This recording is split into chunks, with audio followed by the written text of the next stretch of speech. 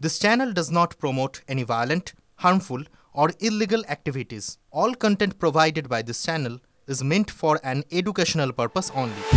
প্রথম বর্ষের ছাত্রের হাতে ক্লাসরুমে সিঁথিতে সিঁদুর পরে বিতর্কে জড়িয়েছিলেন ম্যাকাউটের অ্যাপ্লাইড সাইকোলজি বিভাগের বিভাগীয় প্রধান পায়েল বন্দ্যোপাধ্যায়। এবার তার বিরুদ্ধে কড়া পদক্ষেপ। শাস্তির মুখে পড়তে চলেছেন ম্যাকাউটের বিয়ে করা অধ্যাপিকা।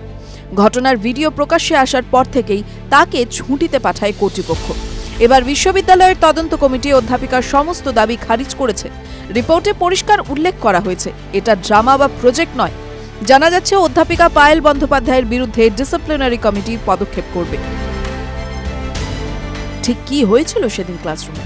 তদন্ত কমিটির রিপোর্টের ভিত্তিতে জানালেন বিশ্ববিদ্যালয়ের ভারপ্রাপ্ত উপাচার্য তাপস চক্রবর্তী।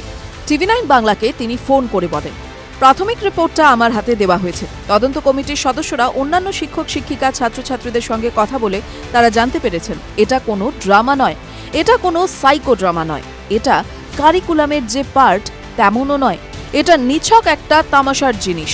সেটাই করেছেন তিনি। তাহলে প্রশ্ন, বিশ্ববিদ্যালয় কি তামাশার জায়গা? ভারপ্রাপ্ত অধ্যক্ষ জানান, অধ্যাপিকার ভার্সনটা নেওয়া হয়নি। ওর বক্তব্য আগামী সপ্তাহে রেকর্ড করা হবে। আসলে এই সময় বিশ্ববিদ্যালয়ে পরীক্ষা শুরু হয়েছে। সাধারণভাবেই যিনি বিভাগের প্রধান এই নিয়ে তামাশা করবেন। পড়াশোনার সাংঘাতিক ক্ষতি হওয়াই স্বাভাবিক।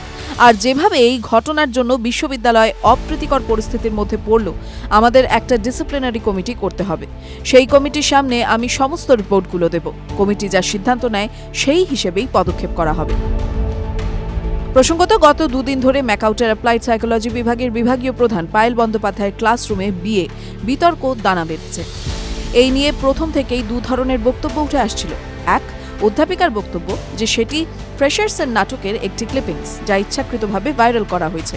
আর দ্বিতীয়, বিশ্ববিদ্যালয়ের ভারপ্রাপ্ত অধ্যক্ষ ও রেজিস্ট্রারের বক্তব্য যা হলো একটি কারিকুলামেরই একটি পার্ট। কিন্তু তদন্ত কমিটির রিপোর্ট স্পষ্ট করল এটা ড্রামা বা প্রজেক্ট নয়। টিভি9 বাংলা, ডিজিটাল।